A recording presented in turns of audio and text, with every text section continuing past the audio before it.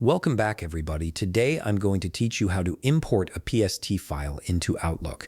This process is essential when you're migrating emails from another computer, restoring a backup, or consolidating multiple email archives into one place.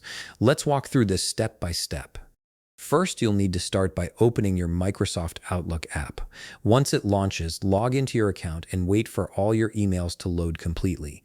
This initial loading is important because it ensures Outlook is fully synchronized and ready to handle the import process without any hiccups. Once your email has loaded and everything is displaying properly, we can begin the import process. Head to the top part of your screen where all your tools and menus are located. Look for the File menu and click on it. This menu is your gateway to most of Outlook's advanced features and settings. After clicking File, you'll see several options appear.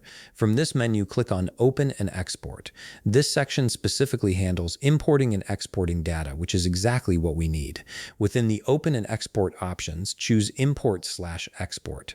This will trigger the Import and Export wizard to appear on your screen. Now that the wizard has opened, you'll see multiple import options. To import your PST file, click on Import from another program or file, then click Next to proceed. On the following screen, you'll be asked to specify the file type. Make sure to choose Outlook Data File, which is your PST file format. Once you've selected this option, click Next again. Here's where you'll locate the actual PST file you want to import.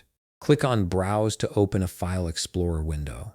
Navigate through your folders to find the PST file you wish to bring into Outlook.